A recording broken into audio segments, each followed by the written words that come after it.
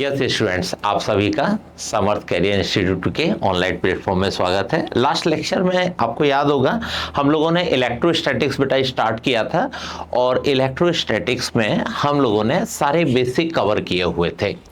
अब हम लोग नेक्स्ट लेक्चर में चलते हैं। आज हम लोग कवर करेंगे कूलम्ब्स लॉ। ये काफ़ी इंपॉर्टेंट टॉपिक है। कूलम्ब्स लॉ में से एक न्यूमेरिकल हमें कंफर्म एग्जाम में मिलता है। ठीक है, तो कूलम्ब्स लॉ अपन स्टार्ट करते हैं। जब हम कूलम्ब्स लॉ में एंट्री करते हैं तो छोटी छोटी चीज़ें हैं जो ध्यान देने की हैं। कूलम्ब्स लॉ का पहले हमें स्टेटमेंट पता होना चाहिए। तो कूलम्ब्स लॉ का स्टेटमेंट क्या है, मैं एक बार रिवाइज कर देता हूं।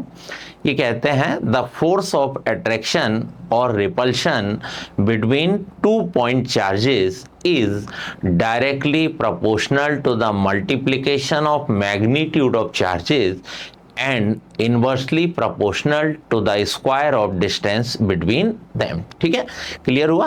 अब देखिए, अब हम इसको अप्लाई करेंगे। हमने ये चार्ज बॉडियां ली, ये अपन 2 चार्ज बॉडियां ले लेते हैं। सपोज इन चार्ज बॉडियों के ये स्पेरिकल ली हैं तो इनके रेडियस r हो गए, डायमेंशन r।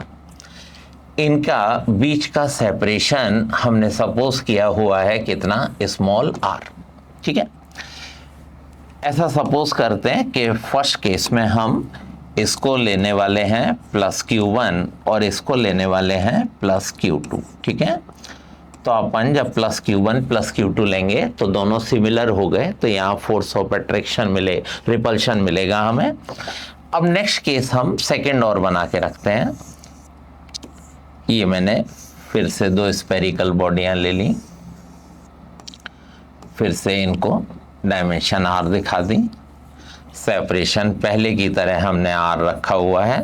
तो पहले सिमिलर चार्जेस था, अब हमने ले लिया डिसिमिलर चार्जेस। ठीक है, डिसिमिलर चार्जेस सपोज ये हमने लिया हुआ है प्लस Q1 और ये हमने लिया हुआ है माइनस Q2। ठीक है, अब जरा प्रोसेस पे बात करते हैं।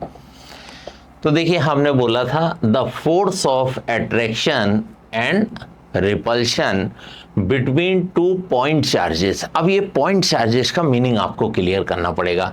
बेटा पॉइंट चार्जेस का ये मीनिंग बिल्कुल नहीं होता कि पॉइंट जैसे चार्ज होने चाहिए, है ना। पॉइंट चार्जेस का मीनिंग होता है कि चार्जेस के बीच के सेपरेशन के कंपैरिजन में इनकी जो डायमेंशन है वो नेग्लिजिबल होना चाहिए। ठीक है, लॉजिक क्या है उसके पीछे बता देते हैं। अभी मैंने बोला पॉइंट चार्जेस, तो पॉइंट चार्जेस का जो मीनिंग है वो है small r very very greater of capital R। ठीक है, अप्लाई करते हैं।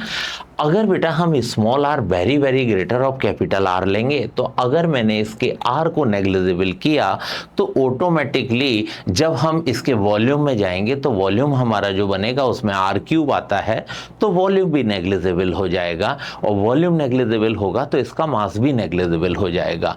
मास नेग्लिजिबल का मतलब हुआ यहाँ पर कोई भी Newton's laws of attraction work नहीं कर रहा है। ठीक है, तो याद रखना अपन अप्लाई जब करते हैं तो यहाँ पर सबसे पहले पॉइंट चार्जेस वाली कंडीशन सेटिस्फाई होनी चाहिए। अब अपन आगे चलते हैं।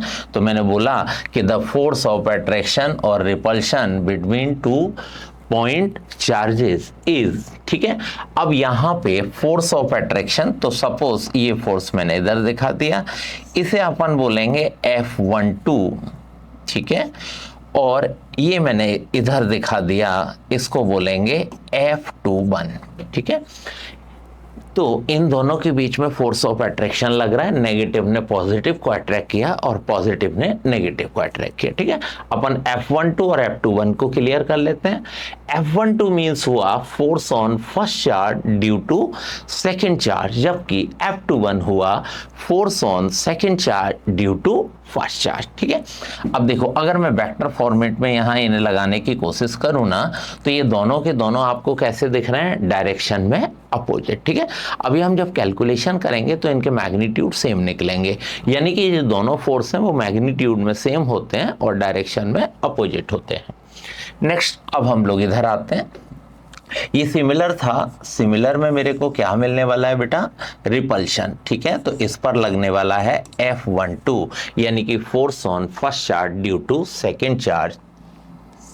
इस पर लगने वाला है F21 force on second charge due to first charge. ठीक है, आई थिंक तो अब सारी चीजें क्लियर हो गई होंगी कि द फोर्स ऑफ अट्रैक्शन और रिपल्शन बिटवीन 2 पॉइंट चार्जेस। ठीक है, ये फोर्स एफ आ गया। अब हमसे क्या क्या बोला जा रहा है वो सब हम रिटन फॉर्मेट में लाते हैं। Directly proportional to multiplication of magnitude of charges. याद रखना, आप केवल मल्टीप्लिकेशन ऑफ मैग्नीट्यूड लेंगे, यहाँ बिल्कुल भी कोई साइन यूज नहीं करना है, ना पॉजिटिव ना नेगेटिव। ठीक है, and inversely proportional to the square of distance between them.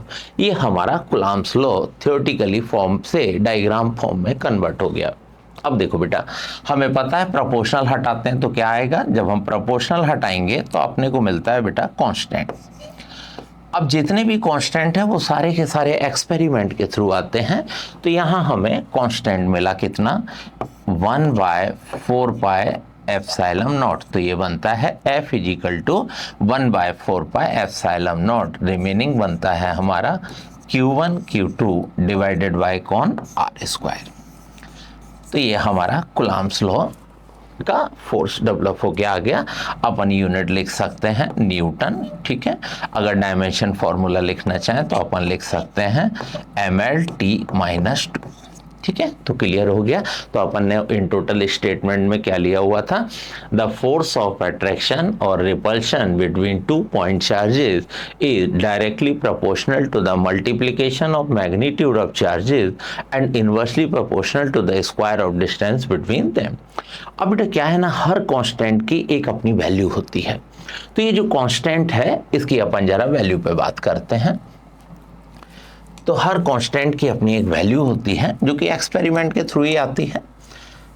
तो ये जो 1/4 पाई एप्सिलॉन नॉट आपका कांस्टेंट आया, इसका वैल्यू डिक्लेयर हुआ 9 × 10⁹। ठीक है, यूनिट अगर लेना चाहें तो अपन बोल सकते हैं newton metre square upon coulomb square. ठीक है, हम लोग राउंड फिगर ले लेते हैं तो अपने को मिलता है 9 × 10⁹।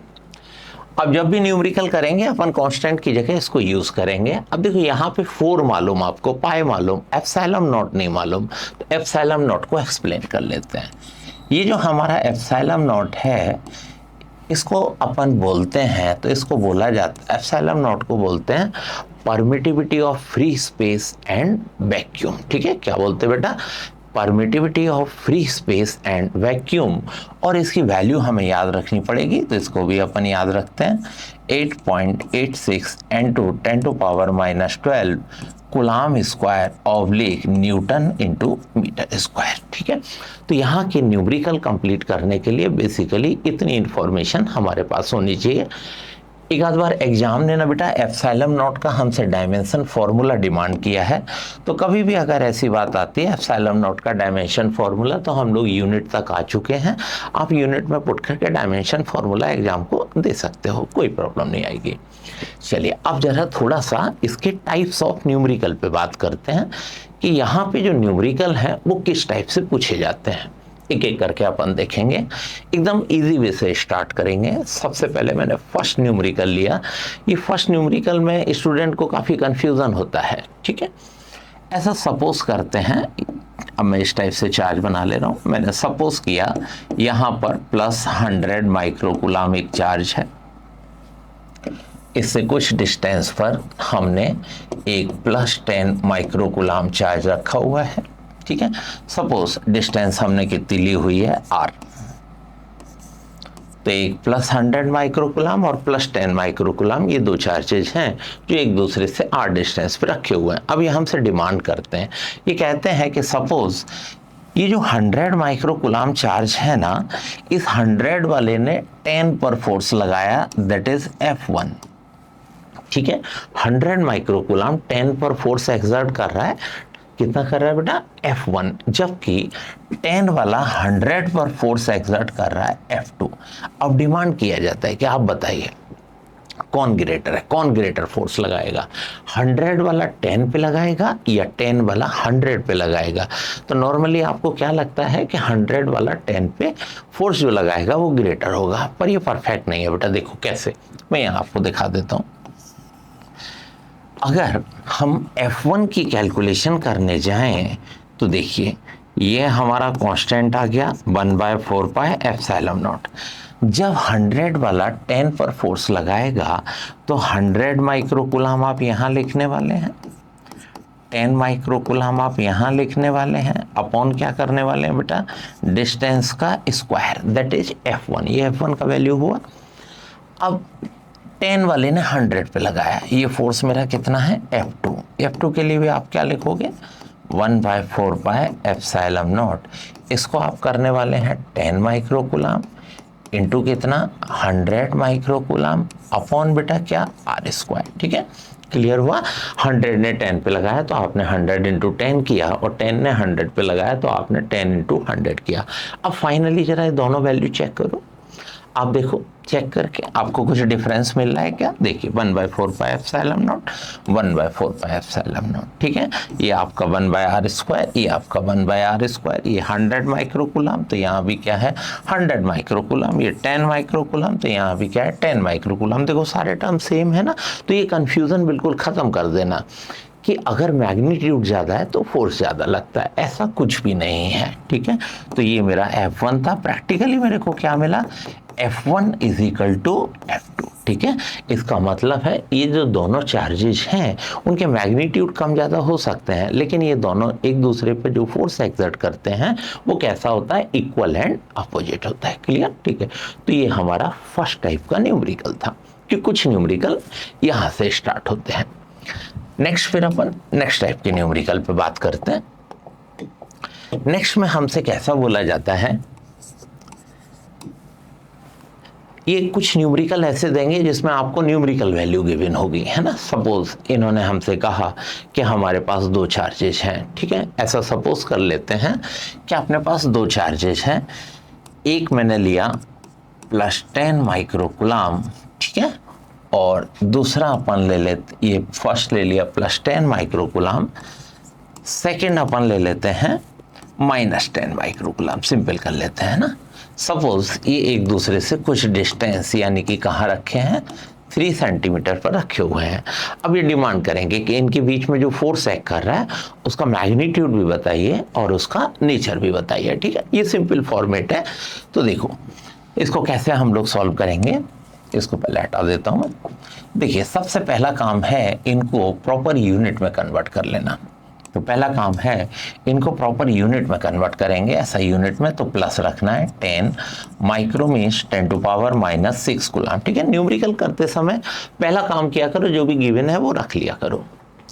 सेकेंड -10 इंटू 10⁻⁻6 कूलम, ये डिस्टेंस हमें सेंटीमीटर से मीटर पुट करनी है, तो 3 इंटू 10⁻⁻2 मीटर। ठीक है, तो अपन ने क्या किया, इनको प्रॉपर यूनिट में प्लेस किया।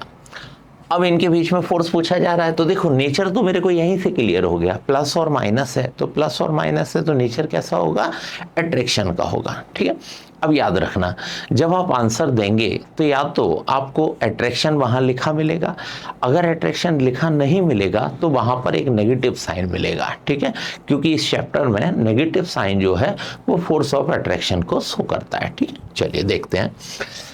अब मैंने यहाँ पे फोर्स के लिए फॉर्मूला अप्लाई किया। आपका फॉर्मूला बेटा क्या है, F is equal to 1/4 pi epsilon naught Q1 Q2 upon बेटा क्या है R²। ठीक है, अब अपन वैल्यू पुट करा लेते हैं। मैंने वैल्यू पुट की तो 1/4 पाई एप्सिलॉन नॉट का वैल्यू बेटा क्या आएगा 9 इंटू 10⁻9। Q1 पुट करना है। ठीक है, याद रखना है ओनली मैग्नीट्यूड चाहिए, विदाउट साइन अपने को रखना है। ठीक है, तो ये आ गया आपका 10 इंटू 10⁻⁻6। नेक्स्ट आता है 10 इंटू 10⁻⁻6 अपॉन डिस्टेंस का स्क्वायर। डिस्टेंस हमारे पास है 3 इंटू 10⁻⁻2 का होल स्क्वायर। ठीक है, चलिए थोड़ा सा और इसको सॉल्व करवा लेते हैं। तो ये मेरे को मिलता है 9 इंटू 10⁻9। इसको हम लोग कितना कर लें, तो देखो ध्यान से देखना बेटा, ये हमारे पास 10⁻⁻5, ये भी 10 की पावर बचेगा -5 मैंने कर दिया 10⁻⁻10। ठीक है, नेक्स्ट इसके स्क्वायर को ओपन करेंगे तो ये बनता है 9 इंटू 10⁻⁻4। ठीक है, ये बना 9 इंटू 10⁻⁻⁴। चलिए अब इसको सॉल्व कर लेते हैं। अपन जब सॉल्व करेंगे तो देखिए 9 9 हमारे कैंसिल हो जाएंगे।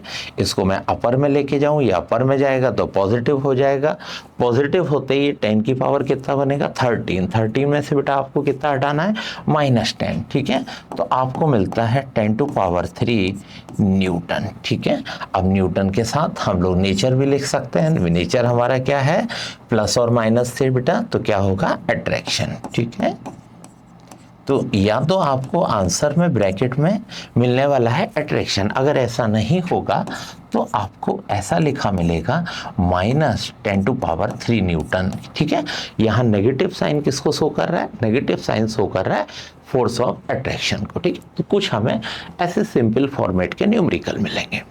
फिर नेक्स्ट टाइप के न्यूमेरिकल पे चलते हैं। नेक्स्ट हमें कैसे न्यूमेरिकल मिलेंगे, मैं हर टाइप का एक एक करा दे रहा हूँ ताकि आपको कभी भी किसी भी बुक में प्रॉब्लम ना आए। ठीक है, नेक्स्ट क्वेश्चन में अपन ने ऐसा सपोज किया कि हमारे पास 2 स्फेरिकल बॉडियां हैं, है ना, पॉइंट चार्ज फॉर्म में है। ये आपसे बोलेंगे यहाँ पे चार्ज है, सपोज ये +Q है और यहाँ पर भी है हमारे पास +Q। ठीक है, तो ये +Q चार्जेस हैं जो एक दूसरे से स्मॉल r डिस्टेंस पर रखे हुए हैं। ठीक है, अब आपसे बोला जाएगा ये दोनों एक दूसरे पे फोर्स एक्सर्ट कर रहे हैं, तो कुछ भी फोर्स दिया जाएगा। मैंने सपोज कर लिया फोर्स कितना है F। तो हमारे 2 पॉइंट चार्जेस हैं +Q एक पर्टिकुलर डिस्टेंस पे प्लेस हैं और फोर्स कितना एक्सर्ट कर रहे हैं F फोर्स एक्सर्ट कर रहे हैं। अब ये इसके बाद आपसे डिमांड करेंगे कि अगर मैं इसमें से कुछ भी पार्ट यहाँ से यहाँ ट्रांसफ़र कर लूँ, है ना, वो पार्ट आपको परसेंटेज में दिया जाएगा। रीज़न क्या है कि जानना चाहते हैं कि स्टूडेंट परसेंटेज के टर्म में कंफर्टेबल है नहीं, है कि नहीं। सपोज मैंने यहाँ से 25% चार्ज ट्रांसफ़र कर दिया। ठीक है, तो अब ये कहेंगे अगर हम यहाँ से 25% चार्ज यहाँ से लेके इसको दे दें। ठीक है, तो पहले जब ये दोनों Q और Q हैं तो फोर्स कितना लग रहा है F लग रहा है।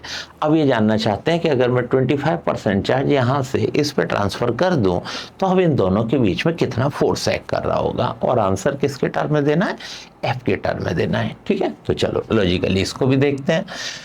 तो देखो बेटा, जब ये F गिवन है तो आपको क्या करना है, यहाँ पर शॉर्ट फॉर्म में थोड़ा सा बात करते हैं। देखो बेटा, हमने यहाँ से यहाँ चार्ज ट्रांसफ़र किया, क्या हमारा सेपरेशन चेंज हुआ? नहीं, तो ये भी कांस्टेंट फॉर्म में है, तो अपन इसको हटा लेते हैं। ठीक है, आप सिर्फ जो वेरिएबल उन पे बात करना। तो सबसे पहले आपके पास है F प्रोपोर्शनल Q1 Q2, है ना, दैट इज Q²। ये आपका फर्स्ट इक्वेशन है। तो जो फर्स्ट केस गिवन है उसमें आपको रिलेशन मिला F प्रोपोर्शनल Q²। अब अपन सेकंड केस में आते हैं। ये जो सेकंड केस है जिसमें चार्ज ट्रांसफ़र किया गया, अब अपन सेकंड केस का आपको डायग्राम दे देते हैं। जैसा मैंने बोला डिस्टेंस तो चेंज हुई नहीं, तो अपन r के बारे में बात नहीं करेंगे। 1/4πε0 खुद कांस्टेंट है। अब यहाँ पे देखो कि 25% चार्ज ट्रांसफ़र होने के बाद बचता कितना है। ठीक है, तो इन टोटल पहले यहाँ Q था 25%। 25% का मीनिंग आप सबको क्लियर होना चाहिए।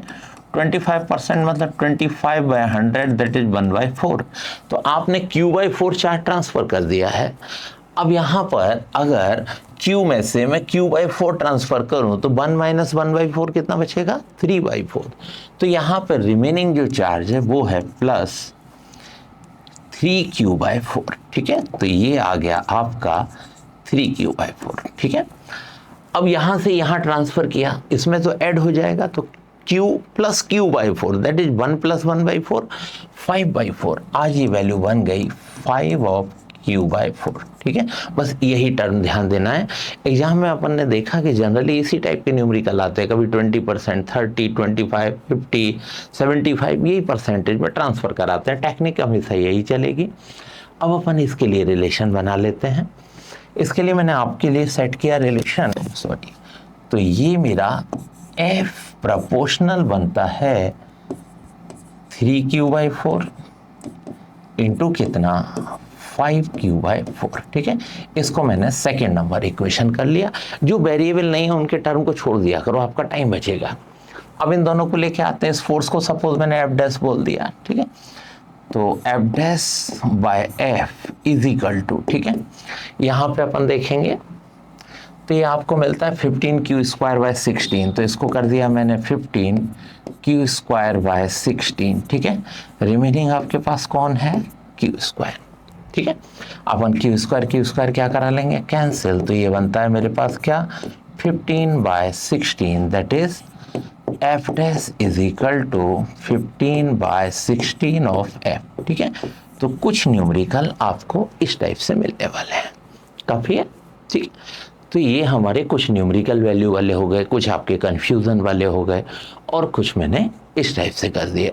अब कुछ न्यूमेरिकल अपने पास ना बेटा डायग्राम फॉर्मेट में आते हैं, एक डायग्राम वाला और करते हैं अपन।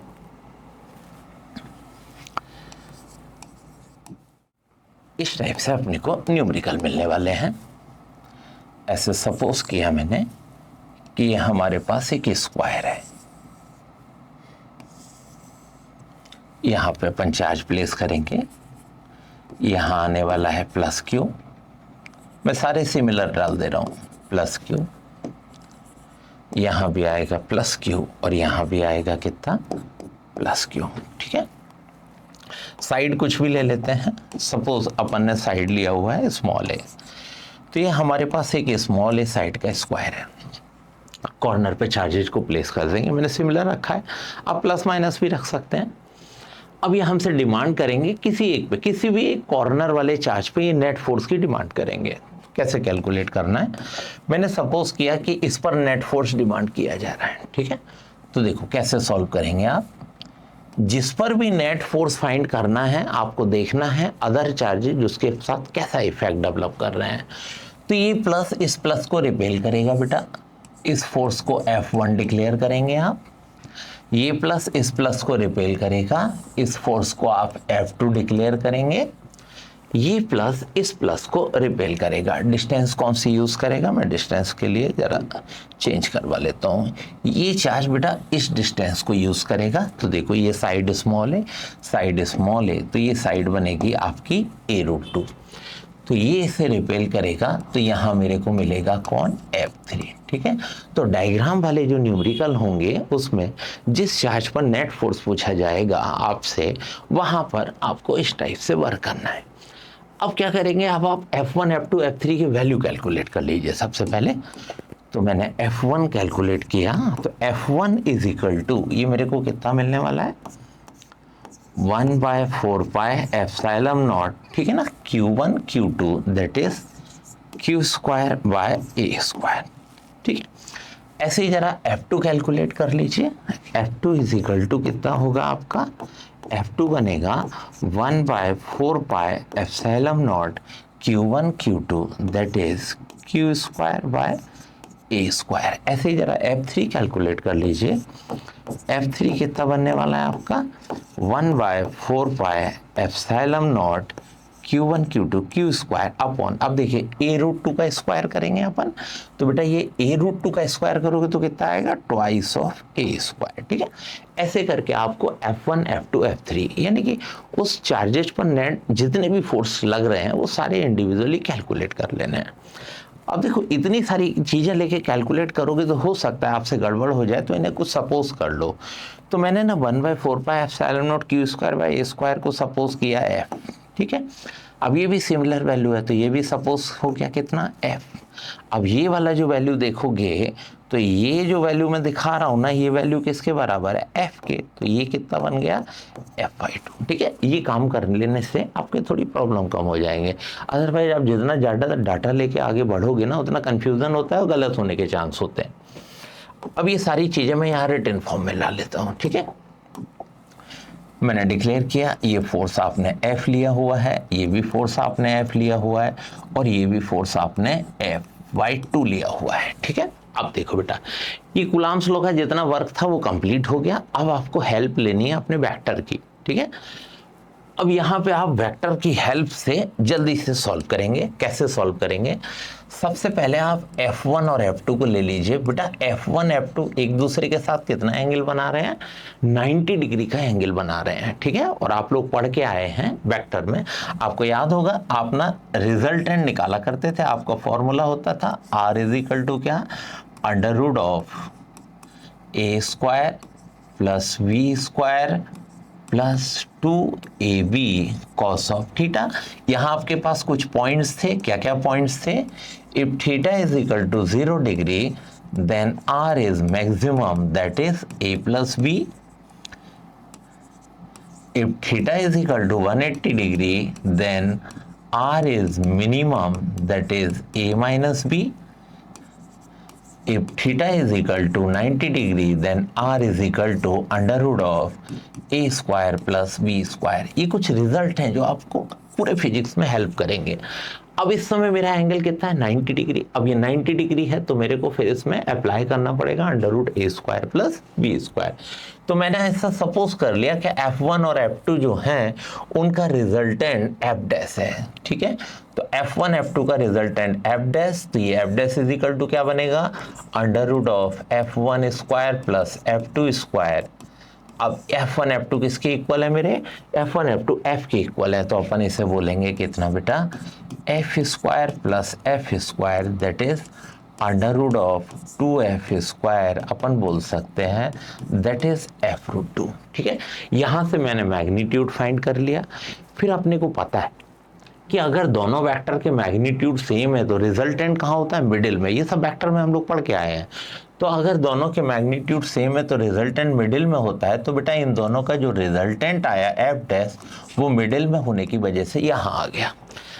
अब ये जो मिडिल में होने की वजह से यहाँ आया तो ये एफ डैश जो है हमारा वो किसके पैरेलल दिख रहा है? F3 के। अब हमें पता है पैरेलल मतलब 0 डिग्री पे रिजल्ट क्या होता है? A plus B. तो अब हम लोग फिर से वेक्टर अप्लाई करेंगे। तो ये जो मेरा नेट फोर्स है तो नेट फोर्स किसके इक्वल होने वाला है? F डैश प्लस F3 के इक्वल होने वाला है। अपन F डैश का वैल्यू पुट करवा लेते हैं। F डैश मेरा कितना है बेटा? F root 2। बेटा F3 का वैल्यू पुट करवा लेते हैं अपन। F3 का वैल्यू कितना है मेरा? F/2।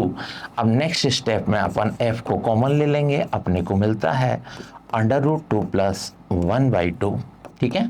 अब क्या है? ये आपका फाइनल आंसर आ गया। अब आप F का वैल्यू पुट कर सकते हो, ठीक है।